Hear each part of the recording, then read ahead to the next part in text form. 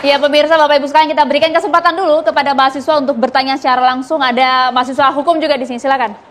Baik, nama saya Meira Tiara dari Fakultas Hukum Universitas Trisakti.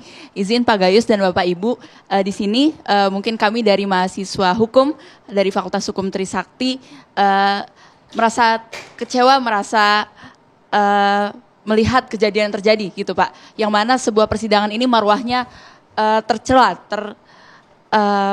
tercoreng, betul, tercoreng. Yang mana di sini seorang advokat pastinya ada kode etik yang mana harus mematuhi persidangan, yang mana harus tunduk gitu pada persidangan, Pak.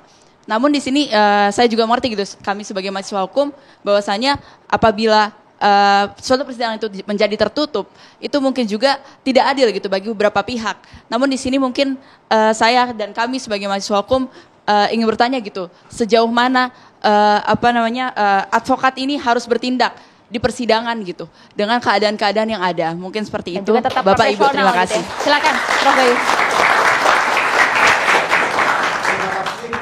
Ini satu pertanyaan juga harapan ya. Jadi saya mendukung sekali. Mungkin dari fakultas ini kan sebagian akan menjadi hakim, sebagian menjadi advokat, menjadi penegak hukum lainnya. Khusus mengenai masalah yang sedang terjadi, yang terbahas malam ini, saya mencoba untuk memberi gambaran sehingga solusi apa yang terbaik. Ya. Yang pertama, ini kalau disebut contempt of court sudah tepat. Ya, artinya tidak menyangkut hal-hal di luar ini. Ini satu profesi, seluruh profesi hukum, artinya sudah tahulah apa yang patut untuk dikenakan terhadap orang yang dianggap bersalah. Saya harus menggambarkan apa itu contempt of court. Contempt of court terdiri dari dua jenis menurut teoritik.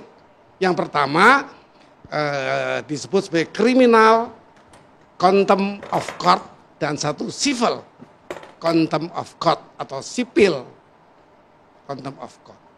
Yang satu, yang civil itu adalah kalau perbuatannya itu hanya menghambat peradilan, mengganggu, tidak mendukung hakim.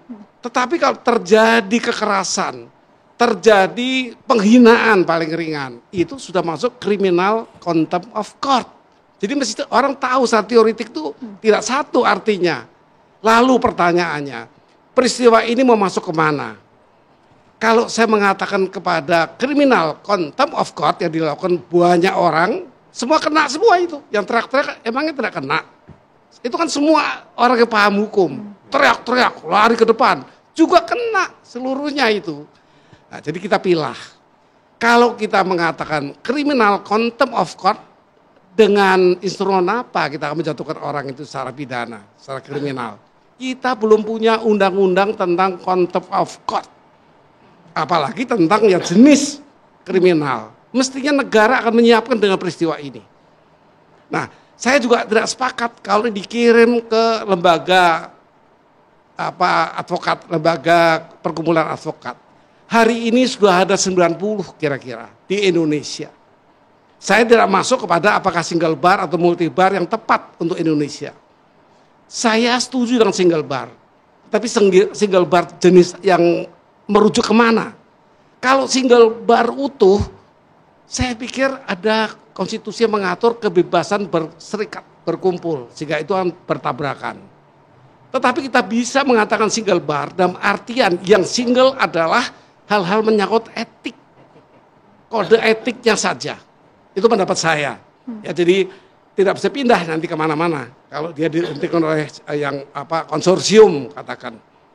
Juga mengenai ujian advokat, sekarang tiap hari orang ujian advokat. Diuji, dididik sebentar diuji.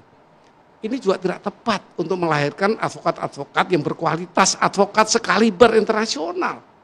Nah, ini terbukti sidang itu seperti itu keadaannya. Oleh karena itu saya mengusulkan agar yang diartikan dengan single bar adalah kode etik yang single. Proses pemeriksaannya single. Kemudian ujian advokatnya juga bersama-sama merupakan satu konsorsium, kalau boleh setahun sekali saja. Jadi advokat tidak banjir seperti hari ini. Kemudian materinya juga konsorsium yang membuat jika lulus tidaknya itu ada passing grade yang bisa dipakai sebagai patokan. Yang kami heran Pak Gayus, ini kan bukan orang baru. Jam terbang sudah puluhan tahun mungkin bersidang. Rasman dan juga Masih Hotman juga ini. terjadi. Nah, ini sekarang saya menjawab bagaimana proses mengatasi peristiwa yang terjadi. Ya. Saya berpendapat bukan tempatnya kepada ruang pidana. Di sana tidak ada pidana. Kok mau lapor polisi apa dilaporkan? Meskipun ini MA yang menyarankan. Ya tentunya MA tidak utuh berpendapat ini dikriminalkan. Ini kan satu konsleting, satu pertengkaran.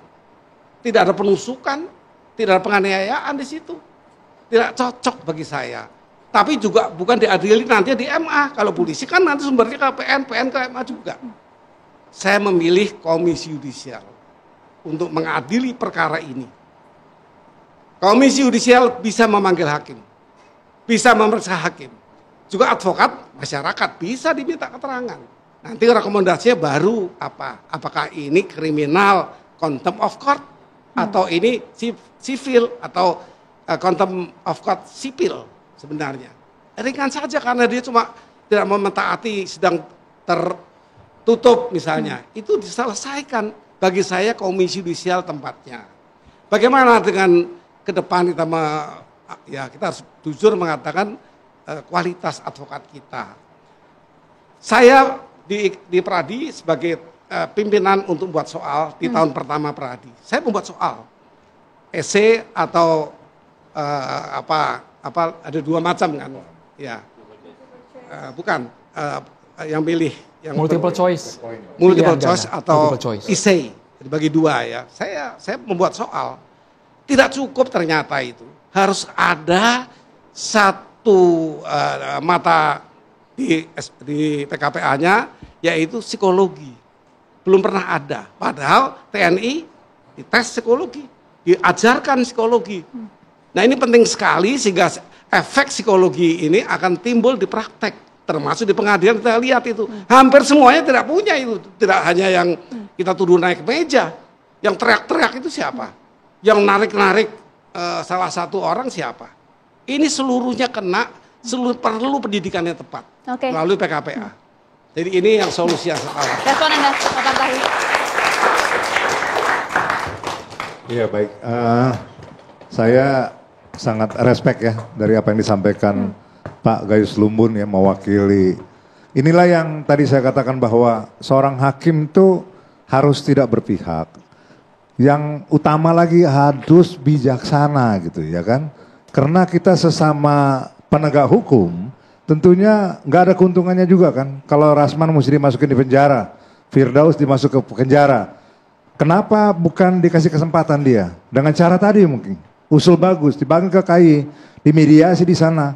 Kalau memang dia ada kesalahan, boleh skorsing mungkin. Tapi kalau sampai dinyatakan dia melanggar hukum, katakanlah suatu tindak pidana, saya pikir berlebihan gitu ya. Karena semua orang teriak penjarakan dia. Apa yang dipenjarakan?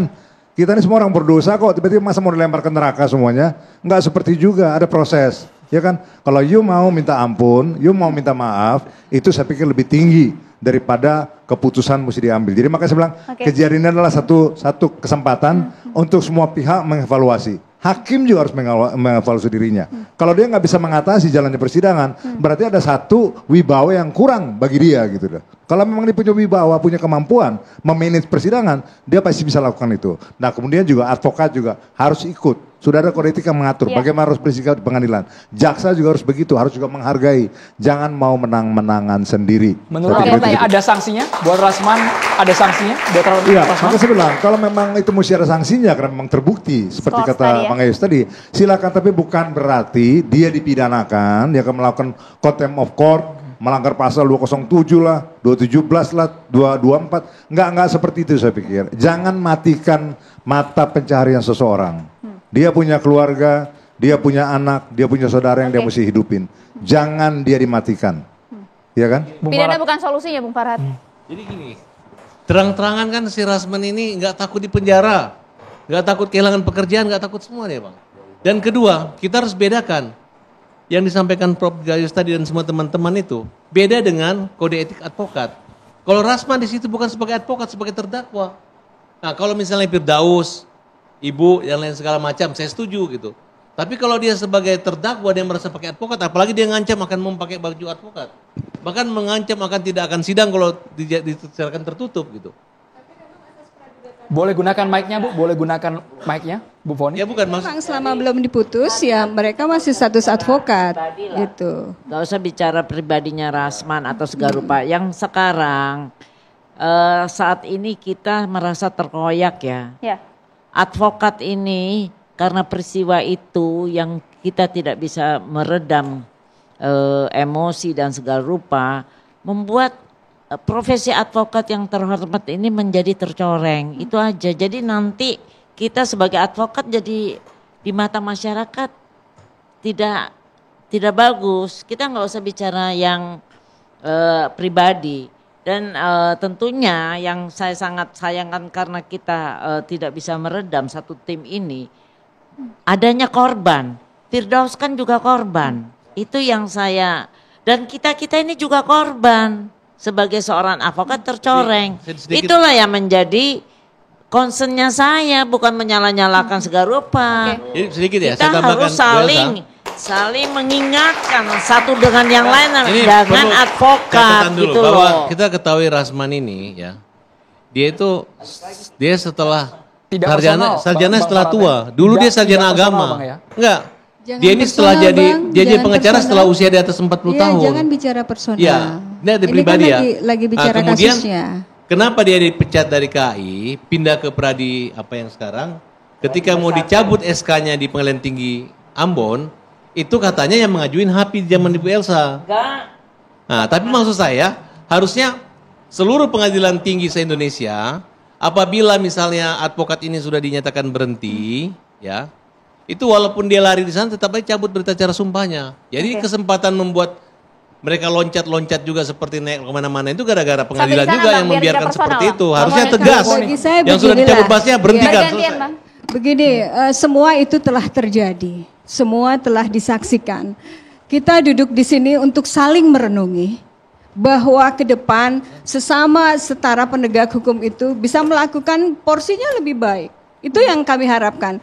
Jadi atas kejadian kemarin kami secara pribadi dan mewakili meminta maaf karena kegaduhan itu terus terang tidak sengaja dan tidak bisa diprediksi. Tapi tidak ada niat kami untuk memberikan kericuhan, menjadikan itu menjadi kayak hal yang memang belum pernah terjadi gitu. Tidak ada niat dari kami. Satu pertanyaan Bu, Ya. di mana posisi Rasman mengurus masalah dia tidak ngamuk-ngamuk? Di mana? Oh. Ngamuk semua orang. Enggak, itu tanya Semua saja dia ngamuk, Pak saya punya Rasman. buktinya. Bukan Pak Farad, itu dia punya alasan. Punya alasan sendiri. Tidak Jangan bisa tanya spesifik dengan lagi lah, saya, Rasman, tanya lah. ke pribadinya. Ini kita kan datang ke sini kan Gitu. mewakili rekan-rekan kita advokat, Iya. Pak Gayus hadir. Ya, Yang ngamuk adalah kenapa hukuman. Bang Farhad semangat sekali gitu kalau bicara Iya, Bang Rasman gitu. betul. Kenapa? Jangan, Itu jangan, saya balik nggak boleh, bertanya. Bu. Pembela hakim, pembela kaum lemah semua. Mohon Iya, silakan betul. kami, Bung Fredrik. Bung Monggo. Fredrik. Begini, menurut saya siapapun termasuk adik-adik mahasiswa ini, kita harus ingat satu, menjaga marwah pengadilan. Menghormatin martabat daripada hakim. Dan juga kita harus bertindak supaya orang menghormatin kita sendiri sebagai seorang advokat. Bila kita punya perilaku tidak benar, siapa yang menghormatin kita sebagai advokat?